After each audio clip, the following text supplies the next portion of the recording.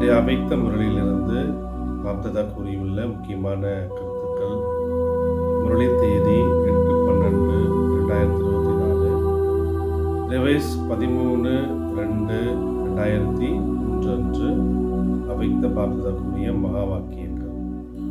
இன்றைய முரளியின் தலைப்பு, நேரகால நேரத்தில் தன்னுடைய கருணை உள்ளம் மற்றும் வள்ளல் சுரூபத்தை வெளிப்படுத்துங்கள். பாபா என்ன சொல்கிறாங்க, நேரகால நேரத்தில் தன்னுடைய கருணை உள்ளம் மற்றும் வள்ளல் சுரூபத்தை வெளிப்படுத்துகின்றார்.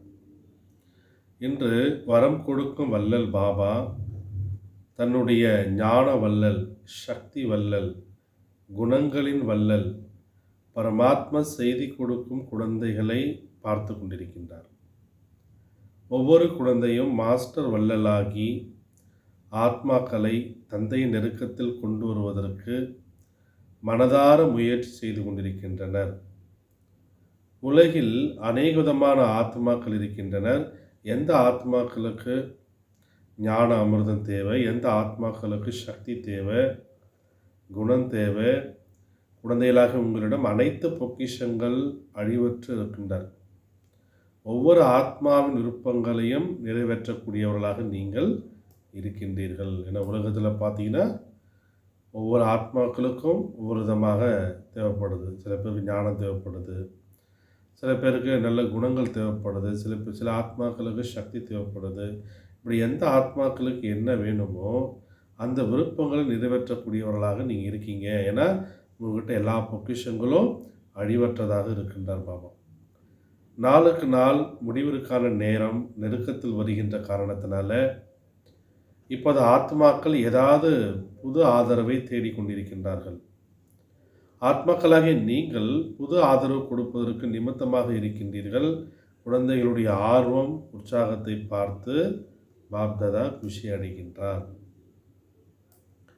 நிகழ்காலத்தில் குழந்தைகளாக நீங்கள் அனைவரும் கருணை உள்ளம் மற்றும் வள்ளல் சொரூபத்தை வெளிப்படுத்தக்கூடிய டைம் என்றார் பாபா. பிராமண ஆத்மாக்களாக உங்களுடைய அனாதி சொரூபத்தில் கூட வள்ளல் சமஸ்காரம் நிறைந்திருக்கின்றார். அதனால் கல்ப விருட்ச சித்திரத்தில் நீங்கள் விருட்சத்தினுடைய வேறு பகுதியில் காண்பிக்கப்பட்டிருக்கீங்க. ஏன்னா வேறு மூலமாகத்தான் முழு மரத்திற்கும் அனைத்தும் சென்றடைகிறது என்றார் பாபா. உங்களுடைய ஆதி ஸ்வரூபம் தேவதாஸ் ஸ்வரூபம், அதன் பொருளே தேவதை. தேவதை என்றால் என்ன அர்த்தம்? கொடுக்கக்கூடியவங்க என்றார் பாபா. உங்களுடைய மத்திய ஸ்வரூபம் பூஜ்ய சிலையாகும். ஆக மத்திய காலத்தில் நீங்கள் பூஜ்ய ரூபத்தில் நீங்கள் வரதானம் கொடுக்கக்கூடியவர்களாக ஆசீர்வாதம் கொடுக்கும் வள்ளல் ரூபத்தில் இருக்கின்றீர்கள் என்றார். ஆத்மாக்களாகிய உங்களுடைய விசேஷ ஸ்வரூபமே என்னன்னா வள்ளல். இப்பொழுதும் பரமாத்மாவின் செய்தி கொடுப்பவர்களாகி உலகில் பாபாவை பிரத்யக்ஷப்படுத்தும் செய்தி பரப்பிக் கொண்டிருக்கின்றீர்கள். எனவே ஒவ்வொரு பிராமண குழந்தையும் சோதனை செய்யுங்க. அனாதி ஆதி வள்ளலுக்கான சமஸ்காரம் ஒவ்வொருவரின் வாழ்க்கையில் சதா வெளிப்படையான ரூபத்தில் இருக்கா? இதை நீங்கள் செக் பண்ணுங்கன்றார் பாபா. அதாவது வள்ளலுக்கான சமஸ்காரம் வாழ்க்கையில் வெளிப்படையான ரூபத்தில் இருக்கா, எமர்ஜி ரூபத்தில் இருக்கா, செக் பண்ணுங்க. வள்ளல் சமஸ்காரம் உடைய ஆத்மாக்களினுடைய அடையாளம் என்ன? ஒருவர் கொடுத்தால்தான் நான் கொடுப்பேன், ஒருவர் செய்தால்தான் நான் செய்வேன் என்ற எண்ணத்தில் கூட ஒருபோது அவங்க நினைக்க மாட்டாங்கன்றார் பாபா. யாருடைய சமஸ்காரம் வள்ளல் சமஸ்காரம் உடையதாக இருக்கோ, ஸோ அவங்களுடைய அடையாளத்தை பாபா என்ன சொல்கிறாரு, அவங்க எனக்கு கொடுத்தா தான் நான் கொடுப்பேன். உதாரணத்துக்கு அவங்க எனக்கு மரியாதை கொடுக்கட்டும், நான் அவங்களுக்கு மரியாதை கொடுக்குறேன். அவங்க என்கிட்ட அன்பாக பேசட்டும், நான் அன்பாக பேசுகிறேன். இது போன்ற எண்ணத்தில் கூட ஒருபோதும் அவங்க நினைக்க மாட்டாங்கன்றார். அவங்க கொடுத்தாலும் கொடுக்கலனாலும் நான் கொடுக்கக்கூடியவனாக இருக்க வேண்டும். அப்படி கொடுக்கக்கூடிய வள்ளல் சமஸ்காரம் இருக்கின்றார். நிரந்தர திறந்த களஞ்சியமாக இருப்பார்கள். யார்? வள்ளல் சமஸ்காரமுடைய ஆத்மாக்கள். ஆக நாலாபுறங்களிலும் உள்ள குழந்தைகளின் வள்ளலுக்கான சமஸ்காரத்தை பாப்தாதா பார்த்து கொண்டிருந்தார். என்ன பார்த்திருப்பார்? வரிசைக்கிரமமாக இருக்கவே செய்கின்றீர்கள். இப்படி இருந்தாலும் நானும் இதை செய்வேன் என்று ஒருபொழுது சங்கல்பம் நீங்கள் செய்யாதீங்கன்றார். வள்ளல் சமஸ்காரம் உடையவர்களுக்கு அனைத்து தரப்பிலிருந்து தானாகவே சகயோகம் பிராப்தியாக கிடைக்கும். ஆத்மாக்கள் மூலம் மட்டுமல்ல, இயற்கையை கூட சரியான நேரத்தில் அவங்களுக்கு சகயோகியாக ஆயிடுண்டார். யார் சதா வள்ளல் ஆகின்றார்களோ அந்த புண்ணியத்தினுடைய பலன் சரியான நேரத்தில் சகயோகம், சரியான நேரத்தில் வெற்றி அந்த ஆத்மாவிற்கு எளிதாக பிராப்தியாக கிடைக்கும். இதுவும் கூட சூட்சமான கணக்குன்றார். அதனால வள்ளலுக்கான சமஸ்காரம் வெளிப்படையான ரூபத்தில் நீங்கள் வைத்துக் கொள்ளுங்கள். புண்ணியத்துடைய கணக்கு 1க்கு 10 மடங்கு பலன் கொடுக்கின்றது. ஆக முழு நாளும் குறிப்பிடுங்க. எண்ணத்தின் மூலம், வார்த்தைகளின் மூலம், சம்பந்த தொடர்பின் மூலம் புண்ணிய ஆத்மாவாகி புண்ணியத்துடைய கணக்கை நான் எவ்வளவு சேமித்திருக்கின்றேன், இதை நீங்கள் கணக்கெடுக்கின்றார் பாபா. குறிப்பெடுத்துக் கொள்ளுங்கள். மனசேவையை கூட பார்த்தீங்கன்னா புண்ணியத்துடைய கணக்கு சேமிப்பு செய்கின்றார். வார்த்தைகளின் மூலம் ஒரு பலகீனமான ஆத்மாவை குஷிப்படுத்துகின்றீர்கள். குழப்பமானவரை பெருமையின் நினைவு ஏற்படுத்துகின்றீர்கள். மனமுடைந்த ஆத்மாவை தன்னுடைய வார்த்தைகளின் மூலம் ஊக்க உற்சாகத்தில் கொண்டு வருகின்றீர்கள். சம்பந்தம் தொடர்பில் ஒரு ஆத்மாக்களுக்கு தன்னுடைய சிரேஷ்ட சகவாசத்தினுடைய அனுபவத்தை சேமிக்கின்றீர்கள். இந்த விதியின் மூலம் புண்ணியத்துடைய கணக்கு சேமிக்க முடிகின்றார் பாபா. இப்படிலாம் நம்ம புண்ணியத்துடைய கணக்கு சேமிக்கலாம் என்பதற்கான விளக்கங்களை பாபா நமக்கு தெளிவாக சொல்கிறார். இந்த பிறவியில் அந்த அளவுக்கு புண்ணியத்தை சேமிக்க முடிகின்றார். அரைக்கல்பம் அந்த புண்ணியத்துடைய பலன் அனுபவிக்கின்றீர்கள். மேலும் அரைக்கல்பம் உங்களுடைய ஜட சித்திரம் சிலைகள் பாவி ஆத்மாக்களை வாயு மண்டலத்தின் மூலம் பாவத்திலிருந்து நீங்கள் விடுவிக்கின்றீர்கள் என்றார். பதீத்த பாவனியாக ஆகிவிடுகின்றீர்கள். ஆக பாப்தாதா ஒவ்வொரு குழந்தையின் சேமித்திருக்கக்கூடிய புண்ணியத்தின் கணக்கை பார்த்து கொண்டிருக்கின்றார். நிகழ்காலத்தில் சேவையில் குழந்தைகளின் ஆர்வம் உற்சாகத்தை பார்த்து பாப்தாதா குஷி அடைகின்றார். மெஜாரிட்டி குழந்தைகளிடம் சேவையின் ஆர்வம் நன்றாக இருக்கு. அனைவரும் அவரவர்களுடைய சேவைக்கான திட்டத்தை நடைமுறையில் கொண்டு வந்து கொண்டிருக்கின்றீர்கள். இதற்கு பாப்தாதா மனதார வாழ்த்துக்களை கொடுத்து கொண்டிருக்கின்றார். வாழ்த்துக்களை கொடுக்கிறார். நன்றாக செய்து கொண்டிருக்கின்றீர்கள் மற்றும் நன்றாக செய்து கொண்டிருப்பீர்கள். அனைத்தை விட நல்ல விஷயம், எல்லோருடைய சங்கல்பம் மற்றும் நேரம் பிஸியாகிடுச்சுன்றார். ஒவ்வொருவரிடமும் இந்த லட்சியம் இருக்குது. நாலாபுறங்களின் சேவையின் மூலம் இப்பொழுது முறையீடு செய்வதை அவசியம் நிறைவேற்ற வேண்டும். மற்ற ஆத்மாக்கள் முறையீடு செய்வதை அவசியம் நிறைவேற்ற வேண்டும் என்ற அந்த ஒரு லட்சியம் இருக்கின்றார் பாபா. பிராமணர்களுடைய திட சங்கல்பத்தில் சக்தி அதிகம் இருக்கின்றார். பிராமணர்கள் திட சங்கல்பம் செய்துவிட்டால் செய்ய முடியாதது என்ன இருக்குது? அனைத்தும் நடைபெற்று விடுன்றார். யோகாவை ஜுவாலா ரூபம் ஆக்கிவிட்டால் போதுன்றார் பாபா. யோகா ஜுவாலா ரூபம் ஆகிவிட்டால் ஜுவாலாவிற்கு வசமாகி ஆத்மாக்கள் தானாகவே வந்து விடுவார்கள். என ஜுவாலா கிடைப்பதன் மூலம், அந்த ஒளி கிடைப்பதன் மூலம் அவர்களுக்கு வழி தென்படும். இப்போது யோகா செய்து கொண்டிருக்கின்றீர்கள், ஆனால் யோகா ஜுவாலா ரூபம் கிடையாதுன்றார். ஆகையினால யோகாவில் ஜுவாலா ரூபம் இப்பொழுது அடிக்கோடிட வேண்டும்ன்றார். அதான் அண்டர்லைன் பண்ணுங்கன்றார். எப்படி இருக்கணும்? யோகா ஜுவாலா ரூபத்தில் இருக்க வேண்டும். உங்களுடைய திருஷ்டிகள் அந்த மாதிரியான ஜொலிப்பு வந்துவிட வேண்டும். திருஷ்டியின் மூலம் ஏதாவது ஒரு அனுபவம் செய்ய வேண்டும்ன்றார். பாப்தாதாவிற்கு அயல்நாட்டினர் காலத்தின் அழைப்பு என்ற சேவை, அந்த கால் ஆஃப் டைம் என்ற அந்த சேவை, அதற்கான விதி நன்றாக இருக்கின்றார். சிறிய குழுவை நெருக்கத்தில் கொண்டு வந்தீர்கள்.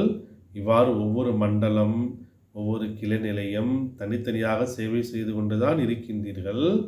ஆனால் சிலர் அனைத்து வர்க்கங்களின் குழு உருவாக்குகின்றார் பாபா.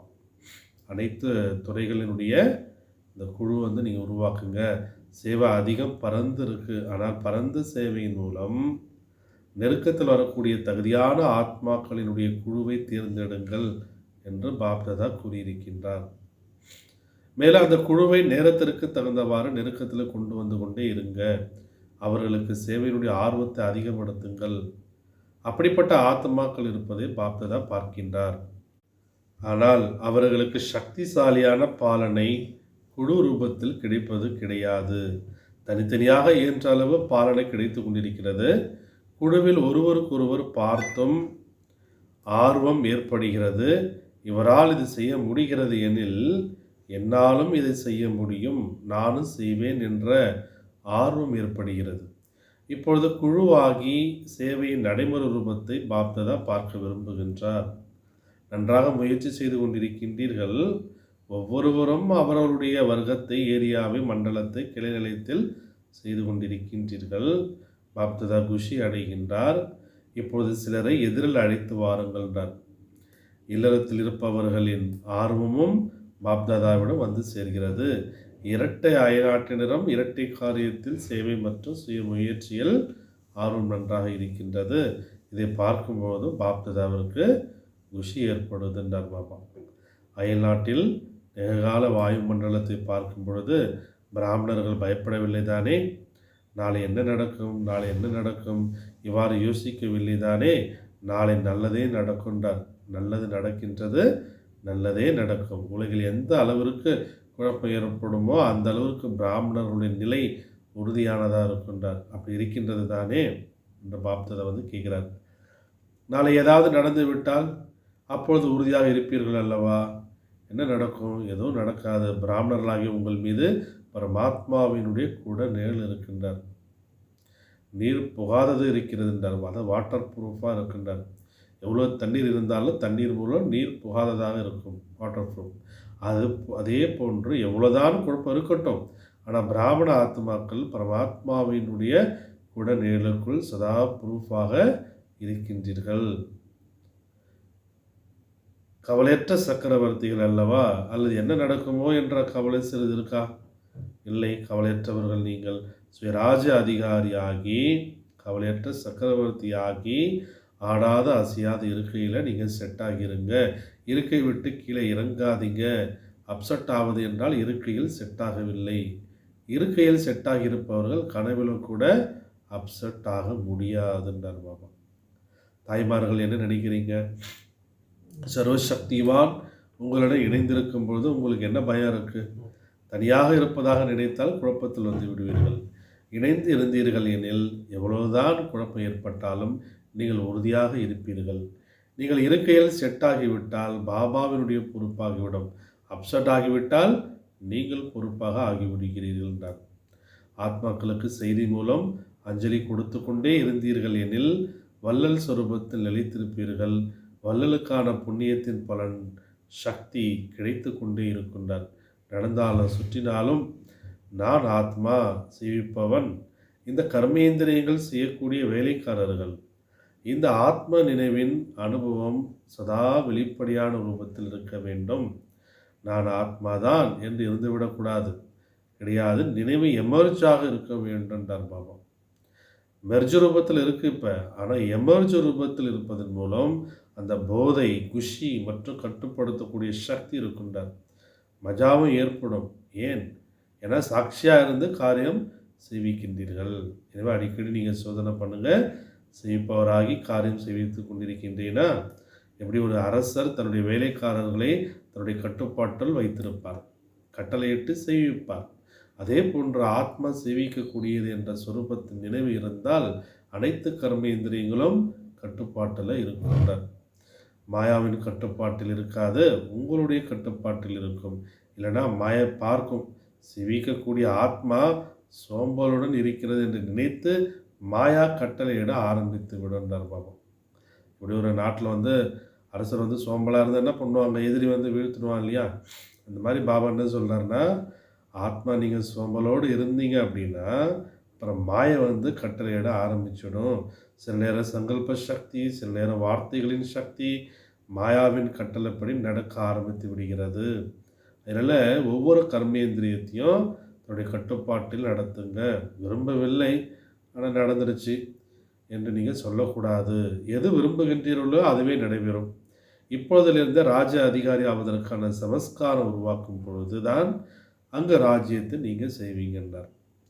இங்கே ராஜ்ய அதிகாரி ஆவதற்கான சமஸ்காரம் உருவாக்குறாதான், அதான் சுயராஜ்ய அதிகாரி. அந்த ஒரு சமஸ்காரம் உருவானாதான் அங்கே நீங்கள் ராஜ்யம் செய்வீங்க. சுயராஜ்ய அதிகாரி என்ற இருக்கை விட்டு ஒருபோதும் நீங்கள் கீழே இறங்காதீர்கள். கர்மேந்திரியங்கள் கட்டுப்பாட்டில் இருந்தால் ஒவ்வொரு சக்தியும் உங்களுடைய கட்டுப்பாட்டில் இருக்கும். எந்த சக்தி எந்த நேரத்தில் அவசியமோ அந்த நேரத்தில் சரி என்று கூறி ஆஜராகிடுன்றார். நீங்கள் பொறுமை சக்திக்கு கட்டளையிடுகின்றீர்கள், ஆனால் காரியம் முடிந்த பின்பு தான் அந்த பொறுமையினுடைய சக்தியை வருது என்று இருக்கக்கூடாதுன்றார். ஒவ்வொரு சக்தியும் உங்களுடைய கட்டளைப்படி சரி என்று இருக்கும். ஏன்னா ஒவ்வொரு சக்தியும் பரமாத்மாவினுடைய கொடுப்பினையாகும். எனவே பரமாத்மாவின் கொடுப்பினை உங்களுடைய பொருளாக ஆகிவிட்டது. தன்னுடைய பொருளை எப்படி பயன்படுத்த, எப்பொழுது பயன்படுத்த நினைக்கின்றீர்களோ அவ்வாறு இந்த சர்வ சக்திகள் உங்களுடைய கட்டளை ஏற்று நடக்கும். அனைத்து கர்மேந்திரங்களும் உங்களுடைய கட்டுப்பாட்டில் இருக்கும். இதுதான் சுயராஜ்ய அதிகாரி, மாஸ்டர் சர்வசக்திவான் என்று கூறப்படுகிறது. பாண்டவர்கள் இவ்வாறு இருக்கின்றீர்களா? மாஸ்டர் சர்வசக்திவான்களையும் சர்வசக்திவான்களாகவும் இருக்கின்றீர்கள், மற்றும் சுயராஜ்ய அதிகாரிகளாகவும் இருக்கின்றீர்கள். வாயிலிருந்து வெளிப்பட்டு விட்டது என்று நீங்கள் சொல்லக்கூடாது. வெளிப்படுவதற்கு கட்டளையிட்டது யார்? பார்க்க விரும்பவில்லை ஆனால் பார்த்து விட்டேன், செய்ய விரும்பவில்லை ஆனால் செய்து விட்டேன். இது யாருடைய கட்டளைப்படி நடக்குது அப்படின்னு பாபா கேட்குறாரு. இது அதிகாரி என்று சொல்லலாமா அல்லது அடிமை என்று சொல்லலாமா? எனவே நீங்கள் அதிகாரியாக ஆகுங்கள் அப்படிதான் கூறுகின்றார். இப்பொழுது மதுவனத்தில் அனைவரும் மிக மிக குஷியாக இருக்கின்றீர்கள். இதே போன்று சதா குஷியாக இருக்கணுன்றார் பாபா. அனைவரும் மலர்ந்திருக்கும் ஆன்மீக ரோஜாவாக இருக்கின்றனர், வாடியவர்களாக அல்ல, மலர்ந்திருக்கும் ரோஜாக்கள். எனவே இதே போன்று குஷியான மற்றும் அதிர்ஷ்டம் நிறைந்த முகத்துடன் நீங்கள் இருக்க வேண்டும். ஒருவர் உங்களுடைய முகத்தை பார்த்து கேட்க வேண்டும், மிகவும் குஷியாக இருக்கின்றீர்களே, உங்களுக்கு என்ன கிடைத்தது அப்படி கேட்கணுன்றார். ஒவ்வொருவரின் முகம் பாபாவினுடைய அறிமுகம் கொடுக்க வேண்டும். சித்திரம் அறிமுகம் கொடுப்பது போன்று உங்களுடைய முகமும் தந்தை கிடைத்து விட்டார் என்ற தந்தையினுடைய அறிமுகத்தை கொடுக்க வேண்டும். நல்லது. இரட்டை அயல்நாட்டினருக்கு இரட்டை போதை இருக்கின்றது அல்லவா அப்படின்னு பாபா சொல்கிறார். இரட்டை போதை என்ன? ஒன்று சுயராஜ அதிகாரி என்ற அந்த போதை, இன்னொன்று உலக ராஜ அதிகாரி என்ற அந்த போதை. இப்படி இரட்டை போதை இருக்கின்றது தானே. பாப்தாதாவிற்கு நன்றாக இருக்கு. எந்த ஒரு உறுப்பிலும் அயல்நாட்டினர் இல்லையெனில் அது நன்றாக இல்லைன்றார். ஏன்னா உலக தந்தை அல்லவா சிவபாபா. யார்? உலகத்திற்குமே தந்தை. அதனால் உலகத்தினர் வேண்டும், அனைவரும் வேண்டும். தாய்மார்கள் இல்லையெனில் அதுவும் அழகில்லை. பாண்டவர்கள் இல்லை என்றால் அதுவும் அழகு குறைந்து விடுகிறது. எந்த ஒரு கிளை நிலையத்தில் எந்த பாண்டவரும் இல்லாமல் தாய்மார்கள் மட்டுமே இருந்தால் நல்லா இருக்குமா அப்படின்னு பாபா கேட்குறாரு. பாண்டவர்கள் இருந்து சக்திகள் இல்லை என்றாலும் சேவை நிலையம் அலங்காரத்துடன் இருக்காது. இருவரும் தேவை, குழந்தைகளும் தேவை. நம்முடைய பெயர், நமது பெயரை ஏன் பயன்படுத்தவில்லை என்று குழந்தைகளும் கூறுகின்றனர். சின்ன குழந்தைகளும் வேணுன்றார். குழந்தைகளின் அழகும் இருக்கின்றது. நல்லது. இப்போது ஒரு வினாடியில் நிராகாரி ஆத்மாவாகி நிராகாரி பாபாவுடைய நினைவில் மூழ்கிடுங்கன்றார். அந்த நேரத்தில் பாபா ட்ரில் சேவித்திருக்கிறாரு. அப்புறம் தாதிகளிடம் பேசுகிறாங்க. சேவையின் கூடவே அனைத்து இடங்களிலும் 108 மணி நேர யோகா நிகழ்ச்சி நடைபெற்று கொண்டிருக்கிறது. இந்த யோகா ஜுவாலா மூலம்தான் விநாச ஜுவாலையினுடைய வேகம் அதிகரிக்கும். யோகாவின் மூலம் விக்கிரமம் விநாசமாகும். பாவ காரியத்தினுடைய சுமைகள் அழிந்துவிடும். சேவையின் மூலம் புண்ணியத்துடைய சேமிப்பு அதிகரிக்கும். ஆக புண்ணியத்துடைய கணக்கு சேமித்து கொண்டிருக்கின்றீர்கள். ஆனால் கடந்த கால சமஸ்காரத்துடைய சுமை எதுவெல்லாம் இருக்கின்றதோ அது யோகா ஜுவாலையின் மூலம் அழிகின்றார். சாதாரண யோகா மூலம் அல்ல, இப்போ யோகா செய்து கொண்டிருக்கின்றீர்கள், ஆனால் பாவம் வழியும் அளவிற்கு ஜுவாலா ரூபம் இல்லைன்றார் பாபா. அதனால சிறிது நேரத்திற்கு அழிந்து விடுகிறது, பிறகு மீண்டும் வெளிப்பட்டு விடுகிறது. அதனால தான் ராவணனை பாருங்கள், அடிப்பார்கள், எரிப்பார்கள், பிறகு எலும்பையும் தண்ணீரில் கலந்து விடுவார்கள். முற்றிலும் அழிந்து விட வேண்டும். பழைய சமஸ்காரம், பலவீனமான சமஸ்காரம் முற்றிலுமாக அழிந்து விட வேண்டும். ஆனால் அழியவில்லை. அடிக்கின்றீர்கள், ஆனால் அழியவில்லை. அடி வாங்கிய பிறகு மீண்டும் உயிர் பெற்று விடுகிறது. சமஸ்கார மாற்றத்தின் மூலம்தான் உலக மாற்றம் ஏற்படுன்றார். இப்போது சமஸ்காரங்களினுடைய லீலை நடைபெற்று கொண்டிருக்கிறது. சமஸ்காரம் இடையிடையே வெளிப்படுகின்றது அல்லவா. பெயர் அடையாளம் அழிந்து விட வேண்டும்ன்றார். பெயர் அடையாளம் கூட இருக்கக்கூடாதுன்றார். சமஸ்கார மாற்றம் இதுதான் அடிக்கோடி இடுவதற்கான விசேஷ விஷயம் என்றார் பாபா. சமஸ்காரம் மாறவில்லை எனில் வீண் சங்கல்பம் இருக்கு, நேரமும் வீணாகி கொண்டிருக்கின்றார். சமஸ்காரம் மாறனா சங்கல்பம் வீணாக ஓடிட்டே இருக்கும், அது வீண் சங்கல்பம் வந்துகிட்டே இருக்கும், டைமும் வேஸ்ட் ஆகிட்டே இருக்கும். வீண் என்றால் என்ன அர்த்தம்? நஷ்டமாகுன்றார் பாபா. சமஸ்கார ஒத்துப்போதல் என்ற மகா நடனம் பற்றி பாடப்பட்டிருக்கு. இப்போது நடனம் ஆடுகின்றீர்கள், ஆனால் மகா நடனம் ஆடலை அப்படின்றார்.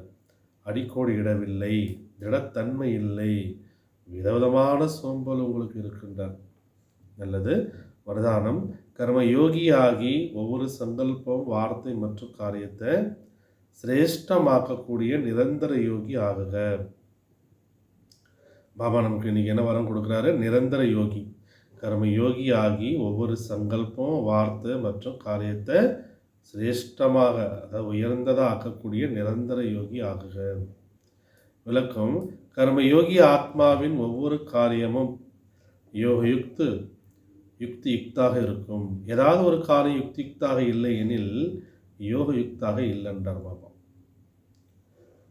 என்பதை நீங்கள் புரிந்து கொள்ளுங்கள்.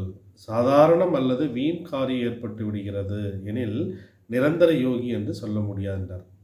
உங்களுடைய கர்மா சாதாரணமாக இருக்குது, இல்லை வீணான காரியம் செய்கிறீங்க அப்படின்னா அப்போ நீங்கள் நிரந்தர யோகின்னு சொல்ல முடியாது. கர்ம யோகி என்றால் ஒவ்வொரு வினாடி, ஒவ்வொரு சங்கல்பம் மற்றும் ஒவ்வொரு வார்த்தை சதா சிரேஷ்டமாக இருக்க வேண்டும். சிரேஷ்ட காரியத்தினுடைய அடையாளம் தானும் திருப்தி, மற்றவர்களும் திருப்தி. அப்படிப்பட்ட ஆத்மாக்கள் தான் நிரந்தர யோகியாக ஆகின்றார்கள். ஸ்லோகன்: தனக்குத்தானே பிரியமானவர், உலகத்திற்கு பிரியமானவர் மற்றும் பிரபுவிற்கு பிரியமான ஆத்மா தான் வரதானி மூர்த்தி என்றார் பாபா. ஓம் சாந்தி.